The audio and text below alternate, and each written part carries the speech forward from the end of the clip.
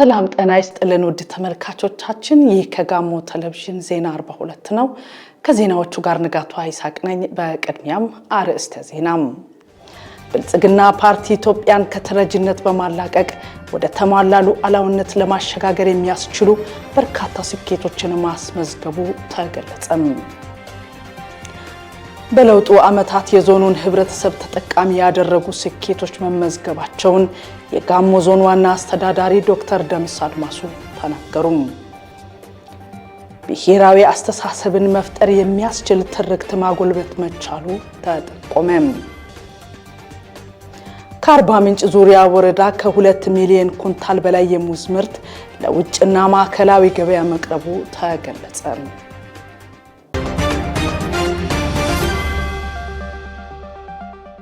ተመልካቾቻችን አስከትለን ለትንታኔ ወደ ያዝናቸው ዜናዎች እናልፋለን።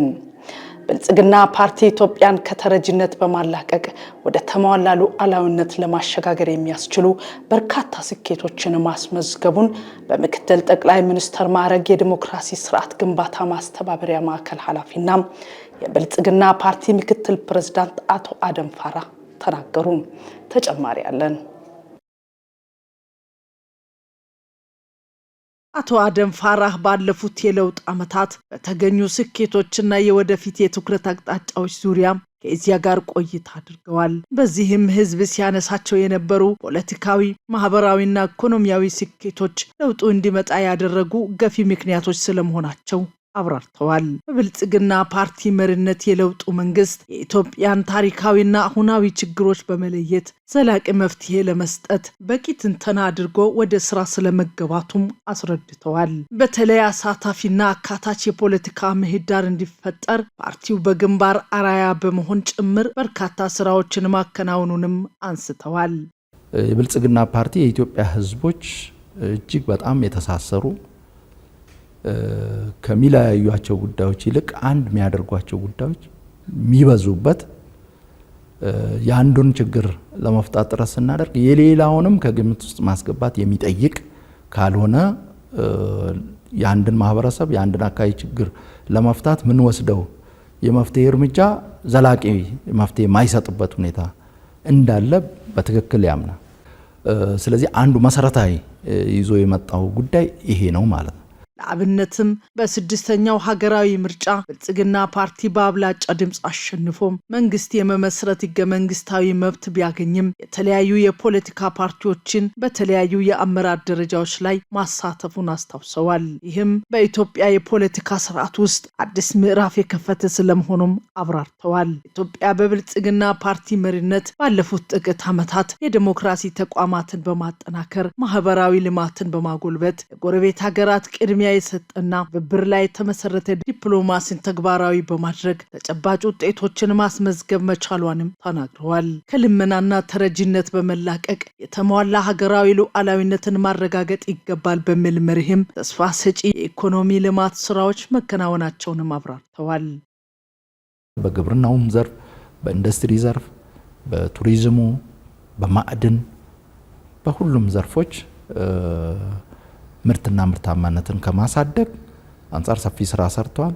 ከዛም በተጨማሪ በተለይ ኢኮኖሚያዊ ነጻነትን ከመጎናጸፍ ጋር ተያይዞ ከተረጅነትና ልመና በመላቀቅ ምርታማነትን በማሳደግ የተሟላ ሉዓላዊነትን ማረጋገጥ አለብን ብሎ ሰፊ እንቅስቃሴ እያደረገ ይገኛል። በሌላ በኩል ብልጽግና ፓርቲ ለማህበራዊ ልዕልና፣ ለተረጋጋ የፖለቲካ ስርዓት እንዲሁም ቅቡልነት ያለው ሀገረ መንግስት ለመገንባት ችግሮች በሰላማዊ መንገድ እንዲፈቱ ቅድሚያ ሰጥቶ መስራቱንም ተናግረዋል። በዚህም ፓርቲው ለሰላማዊ መፍትሄ ያለውን ቁርጠኝነት በተደጋጋሚ በተግባር ማረጋገጡን ጠቅሰው የፕሪቶሪያውን ስምምነት በማሳያነት አንስተዋል። በአፍሪካ ግዙፍ ፓርቲ የሆነው የብልጽግና ፓርቲ ከኢትዮጵያ አልፎ አፍሪካዊና ዓለም አቀፋዊ ግንኙነቶችን በማጠናከር ለፍትሃዊና የጋራ ተጠቃሚነት እየሰራ መሆኑንም ተናግረዋል። በቀጣይም ፓርቲው መሰል አህጉራዊና ዓለም አቀፋዊ ግንኙነቶችን አጠናክሮ እንደሚቀጥልም ነው አቶ አደም ፋራህ ከዚያ ጋር በነበራቸው ቆይታ የተናገሩት። በለውጡ ዓመታት የዞኑን ህብረተሰብ ተጠቃሚ ያደረጉ ስኬቶች መመዝገባቸውን የጋሞ ዞን ዋና አስተዳዳሪ ዶክተር ደምስ አድማሱ ተናገሩ። ለዝርዝሩ ስራክሳለ የጋሞ ዞን ዋና አስተዳዳሪ ዶክተር ደምስ አድማሱ በለውጡ ዓመታት በዞኑ የተመዘገቡ ስኬቶችን በተመለከተ ለጋሞ ቴሌቪዥን ማብራሪያ ሰጥተዋል። ዋና አስተዳዳሪው በለውጡ ዓመታት በዞኑ ማህበራዊ፣ ኢኮኖሚያዊና ፖለቲካዊ መስኮች አበረታች ለውጦች መመዝገባቸውን አስረድተዋል። ከሰላምና ጸጥታ አኳያ የጋሞ አባቶች የሰላም ተምሳሌትነትን ለአብነት አንስተዋል። በሀገር አቀፍ ደረጃ በሰላም ዘርፍ ተሸላሚ መሆናቸውን በመጥቀስ መጋቢት ወር እንደ ሀገር የመጀመሪያው የህዳሴው ግድብ ስራ የተጀመረው እንደ ሀገር ከለውጡ መንግስት የተመዘገቡ ውጤቶችን ስንመለከት ለምሳሌ ከሰላምና ጸጥታ አንፃር እንደ ሀገርም እንደ ክልልም እንደ ዞናችንም በተለይም በልዩነት በዞናችን ስናይ የጋሞ ዞን ግዳው የለውጡ መንግስት ከተቀበሉ ዞኖች ህዝቦች ዋናው ህዝብ ነው። ከዚህ አንፃር በተለይም የጋሞ አባቶች የሰሩት ስራ የሚታወስ ነው። በጊዜው በነበረው የሽግግር ሂደት ላይ የነበረውን አለመረጋጋት ከማርገብ አንፃር፣ ቁጣን ከማብረድ አንፃር፣ ግጭትን ከመከላከል አንፃር በባህላዊ አገር ሽማግሌዎች እርጥብ ሳር በመያዝ ያን ጸብ ያበረዱበት በዚህ በለውጡ መንግስት ከመጣ ወዲህ ነው። ስለዚህ ያ ባለፈው የዛሬ 2 እና 3 ወር ገደማ እንደ ሀገር የሰላም ሽልማት የተቀበልንበት ነው። ከለውጡ ማግስት ጀምሮ በግብርናውም ዘርፍ አበረታች ውጤት መታየቱን ነው ዶክተር ደምስ የገለጹት። በጠቅላይ ሚኒስትር ዶክተር አብይ አህመድ የተጀመሩ የሌማት ትሩፋት ኢኒሼቲቮች በዞኑ ውጤታማ መሆናቸውን አስረድተዋል። በግብርናው የተሰሩ ስራዎችን በጣም አበረታች ነበሩ። በዞናችን በደራማሎ ወረዳ አሁን ሉና የግል ድርጅት ነው ዘመናዊ እርሻን እንግዳ በዘመናዊ መልኩ የሚሰራበት የጠቅላይ ሚኒስትራችን አሁን ሌማት ትሩፋት በዞናችን ባሉ ወረዳዎች በሁሉም ወረዳ የመጠን መስፋትና ማነስ ካልሆነ በስተቀር እነዚህ የጠቅላይ ሚኒስትሩ ኢኒሼቲቮች ተግባራዊ የተደረጉበት ሌማት ትሩፋት በይፋ ስራ የጀመረበትም አርባ ምንጭ ላይ ነው። ይሄም ደግሞ አርሶ አደሩ የዶሮ መንደር፣ የንብ መንደር፣ የማር መንደር፣ የስጋ ይሄን አሁን ተግባራዊ ከማድረግ አንፃር ተጠቃሚ ከማድረግ አንፃር በጣም ትልቅ ስራ ተሰርቷል ማለት እንችላለን። ዞኑ የፍራፍሬ ኮሪደር መሆኑን ያወሱት ዋና አስተዳዳሪው የሙዝ ምርት ለማዕከላዊና ለውጭ ገበያ እየቀረበ መሆኑን አብራርተዋል። ዞናችን ያው የፍራፍሬ ኮሪደር ነው። በኢትዮጵያ እንደ አጠቃላይ ከፍራፍሬ ጋር ተያይዞ በአገር ደረጃ ትልቁን የገበያ ሼር የሚይዘው የጋሞ ዞን አርባ ምንጭ ዙሪያ፣ ምዕራብ አባያ፣ አሁን ላይ ደራማሎ እና ሌሎች ወረዳዎችም ሙዝ፣ ማንጎ እና ሌሎች ፍራፍሬዎችን ለማዕከላዊ ገበያ አልፎም ደግሞ አሁን ኤክስፖርት ላይ የገቡ ባለሀብቶችም አሉ ማለት ነው። በአረንጓዴ አሻራ መርሃ ግብር የተራቆቱ አካባቢዎች መልሰው እንዲያገግሙ መደረጉን ዋና አስተዳዳሪው ያስረዳሉ። አረንጓዴ አሻራ የጠቅላይ ሚኒስትራችን ኢኒሼቲቭ ተግባራዊ ከማድረግ አንፃር ተራሮችን ችግኝ በመትከል እንዲለሙ ሪከቨር እንዲያደርጉ ከማድረግ አንፃር ሰፋፊ ስራዎች ተሰርቷል። ግዳው በየአመቱ አሁን በዚህ አመት ወደ 57 ሚሊዮን ችግኝ ለመትከል ዝግጅት ላይ ነው ኦሬዲ የምንገኘው። ስለዚህ አካባቢን መጠበቅ በደንብ ትኩረት ተሰጠበትና የዚህም ደግሞ ጠቀሜታ ህብረተሰቡ ግንዛቤው ደረጃ ከፍ ያለበት ጊዜ ላይ ነው። በዞኑ ያሉ ምቹ አማራጮችን በመጠቀም በርካታ ባለሀብቶች በተለያዩ መስኮች ኢንቨስት ማድረጋቸውን ገልጸዋል። በግብርናው ዘርፍ 3 ቢሊዮን የሚጠጋ ካፒታል ያስመዘገቡ ፕሮጀክቶች ወደ ስራ መግባታቸውን የሚገልጹት ዶክተር ደምስ ባለፉት 7 ዓመታት 10750 ሄክታር መሬት ለአልሚዎች መተላለፉን አስረድተዋል። በኢንዱስትሪው መስክ 248 ሚሊዮን ብር ካፒታል ያስመዘገቡ 10 ፕሮጀክቶች ወደ ስራ መግባታቸውን ዋና አስተዳዳሪው ተናግረዋል። በአገልግሎት ዘርፍም ከ4 ቢሊዮን ብር በላይ ካፒታል ያስመዘገቡ ባለሀብቶች ወደ ተግባር መግባታቸውን ጠቅሰው በአጠቃላይ በተለያዩ የኢንቨስትመንት መስኮች ከ15000 ለሚበልጡ ዜጎች የሥራ ዕድል መፈጠሩን አብራርተዋል። በዞናችን ያው ምቹ የኢንቨስትመንት እድሎች አሉ። እነዚህንም እድሎች ያው በርካታ ባለሀብቶች አሁን በዚህ 7 ዓመት ውስጥ ወደ 10750 ሄክታር ለእርሻ ኢንቨስትመንት መሬት አዘጋጅተን ለባለሀብቶች ያስረከብንበት ከዚህ አንጻር ከካፒታል አንጻር ስናይ ወደ 3 ቢሊዮን የሚጠጋ በግብርናው መስክ በተመሳሳይ በኢንዱስትሪ መልክ ወደ 38 ፕሮጀክቶች ለዞኑ ቀርበው ከዚህ ውስጥ ወደ 10 ደግሞ ወደ ትግበራ የገቡበት ከ248 ሚሊዮን ብር በላይ በአገልግሎት ዘርፍ እንደዚሁ ከፍ ያለ እስከ 4 ቢሊዮን ካፒታል የተመዘገበበትና ይሄም በርካታ ፕሮጀክቶች ወደ ስራ የገቡበት አጠቃላይ ከ15000 በላይ የስራ ዕድል በእነዚህ በኢንቨስትመንት ፕሮጀክቶች ብቻ ስራ ዕድል የተፈጠረበት። በዞኑ ሰፊ የማዕድን ሀብት መኖሩን የሚገልጹት ዶክተር ደምስ በድንጋይ ከሰል ምርት በርካታ ባለሀብቶች መሰማራታቸውን፣ ለዜጎች የስራ ዕድል መፈጠሩን፣ አካባቢውም ተጠቃሚ መሆኑን ያስረዳሉ። ከለውጡ መንግስት ትሩፋት ነው ይሄ የማዕድን ምርቶቻችን ምን ጸጋ አለን የሚለውን ለይተን በማወቅ አሁን ወደ ማምረት የተገባበት ከዚህም የተነሳ በርካታ አርሶ አደሮቻችን በዚህ ተጠቃሚ በካሳም የስራ ዕድል ከመፍጠርም አንጻር የብዙዎችን ህይወት ኑሮ በዚህ ማዕድን ደግሞ ተጠቃሚ ከመሆኑ ጋር ተያይዞ ለውጥ የተመዘገበበት ነው። ከመሰረተ ልማት አንጻር በለውጡ ዓመታት በርካታ ስኬቶች ተመዝግበዋል ያሉት ዶክተር ደመስ አርባ ምንጭ ከተማ ወደ ሪጂዮፖሊስ ደረጃ ማደጓን፣ ሌሎች መዋቅሮች የደረጃ እድገት ማሳየታቸውን ጠቅሰዋል። ቀደም ሲል በፈርጅ የነበሩ ወረዳ የነበሩ አንዳንዶቹ ወደ ፈርጅ 2 እና 3 የተሻገሩ ከተሞች አሉ። አርባ ምንጭ ደግሞ ቀደም ሲል በጋሞ ዞን አስተዳደር ስር ነው ያለው። አሁን ደረጃው ከፍ ብሎ ቀጥታ ከክልል ጋር የመገናኘት ህዝብን ተጠቃሚ በሚያደርግ ሁኔታ በአዲስ መልክ እድገት ያገኘበት ነው። የሞርካ ግርጫ ዋጫ ጨንቻና ከጨንቻ እስከ ጫኖ ድረስ የሚገነቡት የአስፓልት መንገዶች በጥሩ አፈጻጸም ላይ የሚገኙ መሆኑንም አስረድተዋል። ሞርካ ዋጫ ግርጫ መንገድ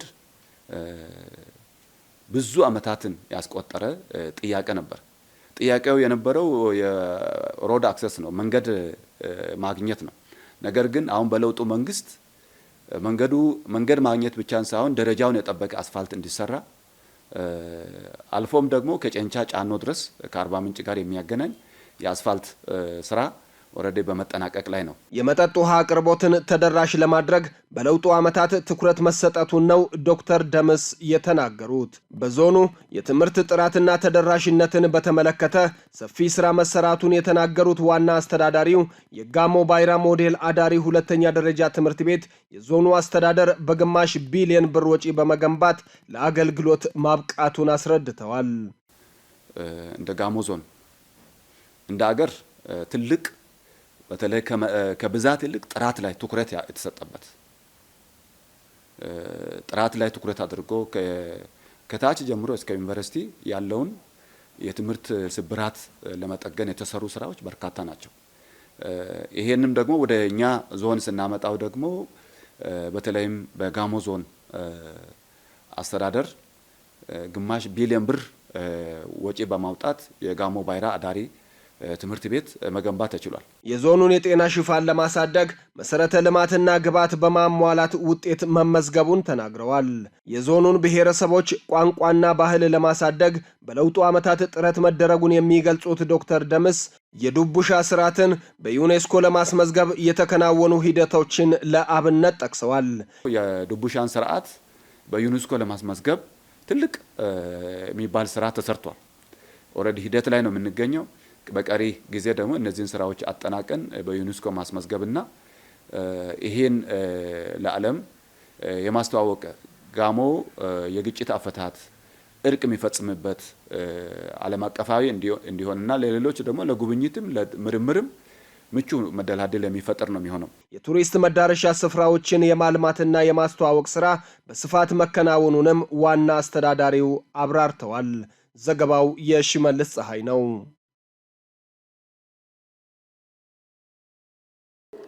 በለውጡ ዓመታት ብሔራዊ አስተሳሰብን መፍጠር የሚያስችል ትርክት ማጎልበት መቻሉ ተገለጸ። መጋቢት 24 አዲስ የፖለቲካ ሐሳብ ይዞ መምጣቱም ተመላክቷል። ለዝርዝሩ ስሳይ ማሙ በደቡብ ኢትዮጵያ ክልል ብልጽግና ፓርቲ ቅርንጫፍ ጽህፈት ቤት የህዝብ ግንኙነትና ኮሙኒኬሽን ኃላፊ አቶ ማሩፍ መኩሪያ እንዳሉት ከሀገራዊ ለውጥ በፊት በክልሉ የተቃርኖ ፖለቲካ ሐሳቤም ሰፊ ስፍራ ይዞ ነበር። መጋቢት 24 2010 ይህን የሚቀይር አዲስ የፖለቲካ ሐሳብ ይዞ መምጣቱን ኃላፊው አመልክተዋል። በዚህም ዋልተረገጥ እይታዎችን በመቀየር በክልሉ ያሉ ብዝሃ ቋንቋ፣ ባህል፣ ሃይማኖትና ሌሎች ልዩነቶች እንደ ውበት መታየት መጀመራቸውን ጠቅሰዋል። ለተገኘው ውጤት ሀገር በቀል የመደመር ሐሳቤም ዋነኛው እንደሆነ ኃላፊው ይጠቅሳሉ። በአገራችን የነበረው የተቃርኖ ፖለቲካ እንደነበረ እናስታውሳለን። ባለፉት ከ1000 ዓመት በላይ የነበረው የተቃርኖ ፖለቲካ ፍጹም አንድነት የነበረው ፖለቲካ በጣም ረጅም ጊዜ ኢትዮጵያን ይዞ የቆየ ኢትዮጵያዊ መልክን፣ ኢትዮጵያዊ ቁመናን፣ ኢትዮጵያዊ ስለንቦናን ያላገናዘበ ፍጹማዊ አንድነት የፖለቲካ ታሪክ እንደነበረን መጋቢት 24 በአገራችን አዲስ ምዕራፍ አዲስ ተስፋ ይዞ የመጣ ነው። በአዲስ ሐሳብ የአገራችን ኦሪጂናል ሆኑ ኢንዲጂነስ ሆኑ ሐሳቦችን በአገራችን መበልጸግ እንችላለን፣ በአገራችን ማደግ እንችላለን፣ በአገራዊ ሐሳብ መቀየር እንችላለን የሚል ሐሳብ የተፈጠረው በመጋቢት 24 2010 ዓ.ም ክቡር ጠቅላይ ሚኒስትራችን ፓርላማ ላይ ቃል ከገቡ በኋላ ሐሳብ ይዞ ነው መጣው። ያም ሐሳብ የመደመር ሐሳብ ነው። ትርክት የአንድ ሀገርን ማህበራዊ፣ ኢኮኖሚያዊና ፖለቲካዊ አካሄድ ይወስናል ያሉት አቶ ማሩፍ ከሀገራዊ ለውጡ በፊት ከፋፋይ ትርክት በስፋት እንደነበረ ያስታውሳሉ። ባለፉት 7 ዓመታት ይህን ለመቀየር የተደረገውን ጥረት ኃላፊው አመልክተዋል። በዚህም ውጤት እንደተገኘበት ነው አቶ ማሩፍ ያብራሩት። ብሔራዊ ትርክት እንደ ብልጽግና ሲመረጥ 3 ነገሮች አሉ። አንደኛው ብልጽግና ትርክት የመረጠበት መንገድ አሰባሳቢ ስለሆነ ነው። ብሔራዊነት፣ ወንድማማችነት፣ እህትማማችነት አሰባሳቢ ትርክት ነው። ሁለተኛው በብዙ መልኩ በጋራ ጉዳዮች ላይ ትኩረት ስለሚያደርግ ነው። ብሔራዊነት በብዙ መልኩ በጋራ ጉዳዮቻችን ላይ፣ በነገ ጉዳዮቻችን ላይ፣ ትላንት በነበሩ ወረቶች ላይ ትኩረት ስለሚያደርግ ብሔራዊነት ነው ተመረጠው። በሌላ በኩል ሀገራዊ መግባባትን ማምጣት የሚቻለው በብሔራዊነት ነው፣ በወንድማማችነት ነው። ከዛ ውጪ ዋልተረገጥ ሐሳቦችን በአቋም በመታገል ነው። ይሄን ለማድረግ አብሮነት፣ አንድነት ወሳኝ ስለሆነ እንደ ፓርቲ እንደ መንግስትም ብሔራዊነት፣ ወንድማማችነት፣ እህትማማችነትን ለመገንባት እቅድ ይዞ እጅግ በጣም ትላልቅ ስራዎችን ሰርቷል። እንደ ሀገር የሚያስተሳስሩን በርካታ የጋራ ታሪኮች አሉን ያሉት ኃላፊውም የእኔ ያውቅልሃለውን አመለካከት በማስቀረት በለውጡ ዓመታት ብሔራዊ አስተሳሰብን ማጎልበት ተችሏል ብለዋል። ይህም ህዝቡን፣ አመራሩንና ምሁራንን እንዳቀራረበ ጠቅሰው የሀገሪቱን ጸጋም በበለጠ ማልማት እንዳስቻለ አስረድተዋል። እኛ ኢትዮጵያውያን ትላንት ላይ የሚያስተሳስረን እጅግ በጣም ብዙ ነገሮች አሉ። በትላንት አስተሳሳሪ ትርክቶች፣ በትላንት ጥሩ እሴቶች፣ ጥሩ ወጎች ላይ ቆመን ይሄንን አብሮነት መገንባት እንችላለን። ነገ ህልም አለን። እንደ ሀገር እንበለጽጋለን፣ እንደ ሀገር እንቀየራለን፣ እንደ ህዝብ ጥሩ ነገር ጥሩ ልማት እንፈልጋለን ብለን ያልነው ህልም አለ። ህልማችን ሁለንተናዊ ብልጽግና ማረጋገጥ ነው። ይሄን ህልም ይዘን አብሮነትን ማሳደግ እንችላለን ማለት ነው። እንዲሁም በለውጡ ዓመታት ክልሉን በሁሉም ዘርፍ የልማት ተምሳሌት ለማድረግ ለተደረገው ርብርብ ስኬታማ አስተዋጽኦ አድርጓል ይላሉ። ባለፉት 7 ዓመታት የተገኘው ውጤት ወደ ሁለንተናዊ ብልጽግና የሚደረገውን የቀጣይ ጉዞ በአስተማማኝ መሰረት ላይ ማስቀመጡንም አቶ ማሩፍ አመልክተዋል። ከአርባ ምንጭ ዙሪያ ወረዳ ዘንድሮም ከ2 ሚሊዮን ኩንታል በላይ የሙዝ ምርት ለውጭና ማዕከላዊ ገበያ መቅረቡ ተገለጸ። ፍሬው አበበ ተጨማሪ አለው። በደቡብ ኢትዮጵያ ክልል ጋሞ ዞን አርባ ምንጭ ዙሪያ ወረዳ አትክልትና ፍራፍሬ በስፋት ይመረትበታል። በተለይም ነጠብጣብ መልክ ያለው ጣፋጩ የአርባ ምንጭና አካባቢው ሙዝ በሀገር አቀፍ ደረጃ ይታወቃል። በወረዳው ከ20,600 ሄክታር በላይ ማሳ በሙዝ ምርት እንደለማ የአርባ ምንጭ ዙሪያ ወረዳ ዋና አስተዳዳሪ አቶ አለማየሁ ዛይቴ አስረድተዋል። በእኛ ወረዳ ላይ እንደ ወረዳ ከምንታወቀው አንዱ በፍራፍሬ ምርት ሆኖ የሙዝ ምርት በተለይ የሚገኝበት በተለይ ቆላ ቀበሌ ላይ የላንተ ቀበሌ፣ ጫኖ ምለ ቀበሌ፣ ጫኖ ጫልባ ቀበሌ፣ ጋንታ ካንቻ ሞቾለ ቀበሌ፣ ሼለ ምላ ቀበሌ፣ ቆላ ሼለ ቀበሌ፣ ዘይሴ ኤልጎ፣ ዘይሴ ወዘቃ እነኚህ ከፍተኛ የሙዝ ፖቴንሻላችን ናቸው። በእነኚህ ቀበሌያት ነው በዋናነት ሙዝ እያመረትን የምንገኘው። ነገር ግን ሌሎች ደጋ ቀበሌያትን ሙዝ የሚያመርቱ እንዳፈዘን ጨምሮ ይኖራሉ። ነገር ግን እንደ ወረዳ ስናይ ይሄ ሙዝ ምርት የሚመረትበትን አጠቃላይ ሄክታር ምን ያህል ይይዛል ካለን የእርሻ መሬት ብንል ከ20,697 ሄክታር በላይ የሙዝ ተክልን የያዘ የእርሻ መሬታችን ነው። ከ3.9 ሚሊዮን ኩንታል በላይ የሙዝ ምርት በየዓመቱ ለማዕከላዊ ገበያ እንደሚቀርብ ገልጸው ዘንድሮ ከ2 ሚሊዮን ኩንታል በላይ የሙዝ ምርት ለውጭና ለማዕከላዊ ገበያ መቅረቡን አብራርተዋል። በቀን ከ80 እስከ 110 መኪና የሙዝ ምርት ወደ ማዕከላዊ ገበያ እንደሚቀርብም አብራርተዋል። እንዲሁም ማንጎ፣ አቮካዶና ሌሎች የአትክልትና ፍራፍሬ ምርቶችም በስፋት እንደሚመረቱ ነው ያስረዱት። 697 ሄክታር በላይ በሙዝ የተሸፈነ የእርሻ መሬት አለን። አጠቃላይ ከነኛ ቀበሌያት ከሚወጡ ሙዝ ምርቶች በኩንታል በአማካይ ከ3 ሚሊዮን 890 ሺህ ኩንታል በላይ በአመቱ ሙዝ እናመርታለን በኩንታል። እስካሁን በደረስንበት በዚህ ወር አፈጻጸም ወደ 2.16 ሚሊዮን በላይ ኩንታል ሙዝ በግልም በማህበርም በኤክስፖርትም ለማዕከላዊ ገበያ ማቅረብ ችለናል። የወረዳችን ትልቁ ፖቴንሻል ያው አትክልትና ፍራፍሬ ነው። ከዛ የምናገኘው ገቢ ነው። ከሙዝ በተለይ በምናገኘው በሙዝ እኛ አሁን ስንለካ በትንሹ ከ80 እስከ 110 አይሱዙ መኪና በቀን ሙዝ ጭነው ይወጣሉ ማለት ነው።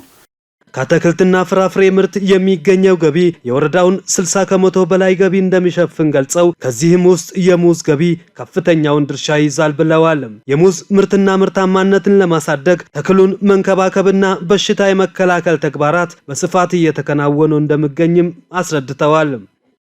በአመታዊ የወረዳ ገቢያችን ላይ ሙዝ ትልቁን ድርሻ ይጫወታል።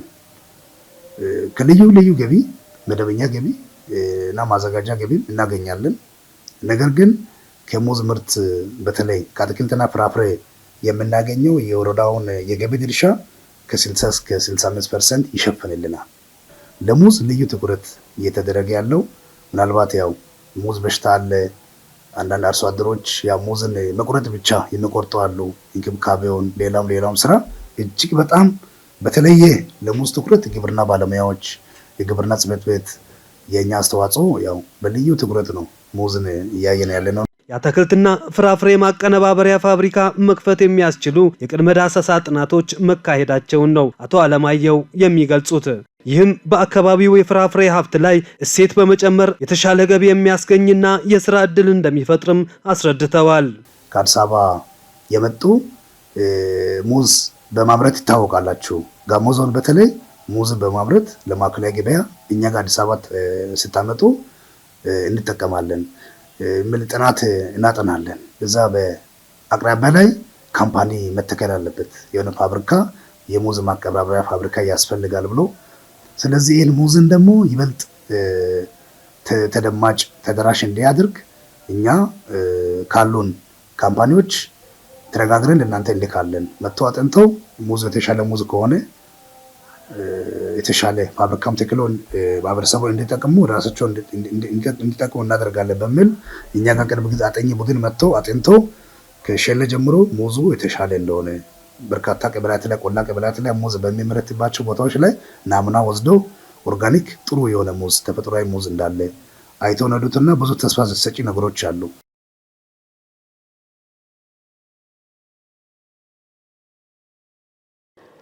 በደቡብ ኢትዮጵያ ክልል በለውጡ ዓመታት የግብርናው ዘርፍ ምርታማነት በእጅጉ መጨመሩ ተገለጸ። ለዝርዝሩ ስሳይ ማሙ። የደቡብ ኢትዮጵያ ክልል ግብርና ቢሮ ኃላፊም ዶክተር መሪሁን ፍቅሩም የመጋቢት 24 7ኛ ዓመትን ምክንያት በማድረግ ማብራሪያ ሰጥተዋል። ኃላፊው እንዳሉት ከሀገራዊ ለውጥ በፊት በክልሉ የግብርናው ዘርፍ የተፈጥሮ ሀብት በሚገባ አልተለየም። ባለፉት 7 ዓመታት በተለይም በክልሉ የግብርናውን አቅም በመለየት ተሰርተዋል ብለዋል ኃላፊው። ዘርፉን ውጤታማ ለማድረግ የወጡ ፖሊሲዎችና ስትራቴጂዎችን እንዲሁም በስፋት የቀረቡ የግብርና ቴክኖሎጂዎችን ኃላፊው ይጠቅሳሉ። ሀገራችን ኢትዮጵያ ባለ ብዙ ጸጋ ሀገር ናት። ነገር ግን እስካሁንም ድረስ በ7 ዓመት ብቻ እያልን እንድናወራ ያስገደደን ከዚህ በፊትም እምቅ አቅማችንን ያለበትን ቦታ የቱጋ እንደሆነ በተገቢው ከመረዳት አንጻርና በእነዚህ እምቅ አቅሞቻችን ላይ ተገቢ የሆነ ስልት ከመጠቀም አንጻር ያሉ ጉዳዮች ናቸው በዋናነት።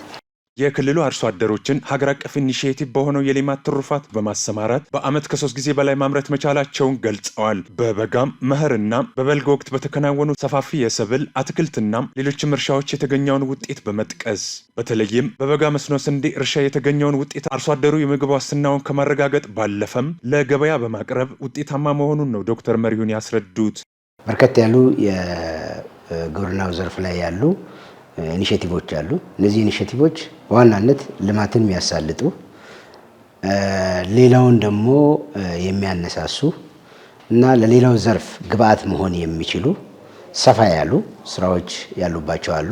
እንደነ ሌማት ትሩፋት ኢኒሼቲቭ፣ የአረንጓዴ አሻራ ልማት ኢኒሼቲቭ፣ ሌሎችም እንደዚሁ ከተረጂነት ወደ ምርታማነት ብለን የምንለውን ኢኒሼቲቭ ይዘን ሰብሰብ አድርገን ሌሎችንም እንደዚሁ ከግብርና ጋር አያይዘን የበጋ መስኖ ኢኒሼቲቭ አለ። ሌሎችም እንደዚሁ የምናነሳቸው በርከት ያሉ ጉዳዮች አሉ። እነዚህን አቅሞቻችንን ይዘን መልማት እንችላለን። ስለዚህ ይሄ ከየት ነበርን ወዴት ነን የሚለውን በደንብ አድርጎ ሊያሳየን ይችላል። ክልሉ ያለው የዶሮ እንስሳትና ሌሎችንም ሀብቶችን በማልማት ረገድ የተገኙ ውጤቶችን ዶክተር መሪሁን ገልጸዋል። አረንጓዴ አሻራም ሌላው የከርሰ ምድር ውሃ እንዲጨምር በማድረግ ያስገኘው ከፍተኛ ሚናም የለውጡ ዓመታት ውጤት መሆኑን ነው ያብራሩት። በሀገራዊ ለውጡ ዓመታት በክልሉ በሴፍቲኔት ፕሮግራም ታቅፈው ሲሰሩ የነበሩ ከድጋፍ ተላቀው ራሳቸውን መቻላቸውን ነው ኃላፊው የሚናገሩት። በደቡብ ኢትዮጵያ ክልል አብዛኛው ማህበረሰብ ለምግብነት የሚጠቀመው እንሰት ልዩ ትኩረት ተሰጥቶት በምርምር በተደገፈ መልኩ መልማቱን ነው ዶክተር መሪሁን ያመለከቱት። ሌሎች ሰብሎችን ካቴጎራይዝ አድርጎ ከመሄድ አንጻር ለምሳሌ እንሰት ላይ የጀመርነው ስራ ደግሞ የተለየ ነው። እስካሁን ድረስ በግብርና ዘርፍ ላይ እንሰት የተናቀች የተጣለች ሰብል ነበረች። አሁን ግን እንሰትን እጅግ ለየት ባለ ሁኔታ ትኩረት ተሰጥቶ ከመደበኛው ወይም ከዋና ዋና ሰብሎች ባልተናነሰ ሁኔታ ድጋፍ እየተደረገ በምርምር ተደግፎ ስራ እንዲሰራ በተስማማነው ልክ እያስኬድን ያለ ነው። በ7 ዓመታት ውስጥ የተጀመሩ ተጠናክሮ እየተሰሩ ካሉት ሌላኛው ከተረጂነት ወደ ምርታማነት የሚል ኢኒሼቲቭ ፓርቲያችን ቀርጾ ወደ ታች ካወረደ በኋላ በሀገር ደረጃ ያለው ኢምፓክት እንደተጠበቀ ሆኖ በክልላችንም በተመሳሳይ ትልቅ ምርታ እያገኘንበት ያለነው ተግባር ነው። ከተረጂነት ወደ ምርታማነት ብለን ስንል በበርካታ ቦታዎች በተፈጥሮ አደጋ፣ በሰው ሰራሽ አደጋ እንዲሁም በሴፍቲኔት ተጠቃሚ ሆነው በእርዳታ የሚኖሩ አካላት ራሳቸውን ችሎ አምርቶ ለገበያ እስከሚያቀርቡ ድረስ የሚደገፉበት ስርዓት ነው። ከ1.3 ሚሊዮን በላይ የክልሉ ነዋሪዎችን ከተረጂነት ለማላቀቅ የተደረገውን ጥረት ዶክተር መሪሁን ጨምረው አስታውቀዋል። ባለፉት 7 ዓመታት በሁሉም ዘርፍ አመርቂ ውጤቶች መመዝገባቸው ተገለጸ። ትናንት ዛሬና ነገ ለኢትዮጵያ ልዕልና በሚል መሪ ቃል የደቡብ ኢትዮጵያ ክልል ብልጽግና ፓርቲ አባላት በአርባ ምንጭ ከተማ ውይይት አካሂደዋል። የከበደ ካሳይን ዘገባ መስፍን ባንጃ እንደሚከተለው ያቀርበዋል። የደቡብ ኢትዮጵያ ክልል ስነ ምግባርና ጸረ ሙስና ኮሚሽን ምክትል ኮሚሽነር አማኑኤል አብዴላ በወቅቱ እንዳሉት የለውጡ መንግስት ሀገርን መምራት ከጀመረበት ጊዜ አንስቶ ውጤት ተመስግቧል። በለውጡ መንግስት የኢኮኖሚ ስብራቶችን ለመጠገን በርካታ ተግባራት መከናወናቸውን በመጠቆም በዚህም ጥሩ ለውጥ መታየቱን አመላክተዋል። በለውጡም በሀገራችን ባለፉት 7 ዓመታት በተለያዩ ዘርፎች እጅግ አስደናቂና አስደማሚ የለውጥ ትሩፋቶችና ስኬቶች የተመዘገቡበት ወቅት ሆኖ አልፏል። ሁሉም ኢትዮጵያውያን በፖለቲካ ጉዳይ እኩል ተሳታፊ እንዲሆኑ በተሰራው ስራ አበረታች ለውጥ መታየቱንም አንስተዋል። ፖለቲካችን ከለውጥ በፊት በከፍተኛ ሁኔታ አካታችነት የጎደለው አግላይነት እና ገፊነት የሰፋበት የነበረ በመሆኑ አንዱ የሀገር ባለቤት ሌላው ደግሞ ባይተዋር የነበረበት አንደኛው ትክክለኛ ኢትዮጵያዊ ሌላኛው ደግሞ ሁለተኛው ዜጋ ተደርጎ ከሚቆጠርበት ሁሉም የኢትዮጵያ ብሔር ብሔረሰቦች በሀገር ጉዳይ ላይ እኩል መሳተፍና መወሰን እንዲችሉ የፖለቲካ ስልጣንና መብት እንዲሰጥ በማድረግ አካታች ፓርቲ መስርተን ሁሉም አካባቢ ያሉ ኢትዮጵያውያን እኩል እንዲሳተፉ ያደረግንበት አይነተኛ የፖለቲካ ሪፎርም ማሳያ ተደርጎ የሚወሰድ ነው።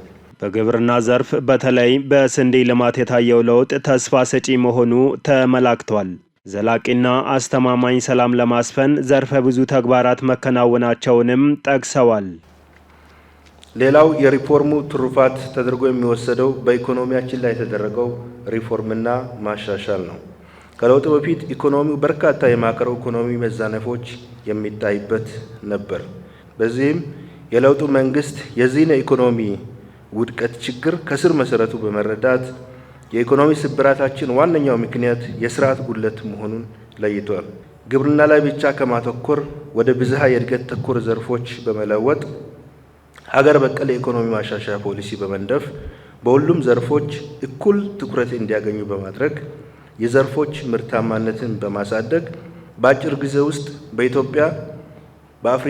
ኢትዮጵያ በአፍሪካ ሶስተኛ በምስራቅ አፍሪካ ደግሞ የመጀመሪያው ትልቁ ኢኮኖሚ ባለቤት ለመሆን የሚያስችል ስራ ባለፉት 7 ዓመታት ተሰርቷል። በዚህም ስንዴን አምርተን ለዓለም ገበያ ከማቅረብ በተጨማሪ ከውጭ ሀገር የሚመጣውን ስንዴ በማስቀረት በሀገር ውስጥ ምርት መተካት ተችሏል። ከውይይቱ ተሳታፊዎች መካከል ወይዘሮ ይመቤት ወንድሙና አቶ አክልሉ ባቡሎ በሰጡት አስተያየት የለውጡ መንግስት ባለፉት 7 ዓመታት ዜጋ ተኮር ፖሊሲ በመተግበር ረገድ ውጤታማ እንደነበር አንስተዋል። በሁሉም ኢትዮጵያውያን አሻራ እየተገነባ ያለው የአባይ ግድብ አሁን ለደረሰበት ደረጃ እንዲበቃ የለውጡ መንግስት በግንባር ቀደምትነት ያከናወነው ተግባር ለአብነት እንደሚጠቀስ አንስተዋል።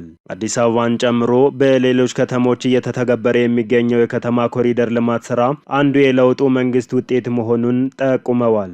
በመሆኑም የህብረተሰቡን ሁለንተናዊ ለውጥ ለማረጋገጥ የተጀመሩ ተግባራት አሁንም ጠንክረው መቀጠል እንዳለባቸው ተሳታፊዎቹ አሳስበዋል። በ7 ዓመት ውስጥ ብልጽግና ፓርቲ ብዙ ስራዎችን ሰርቷል። በአንድነት ሀገሪቷን መምራት እንደሚችል እድል የሰጠበት ሁኔታዎች ነው።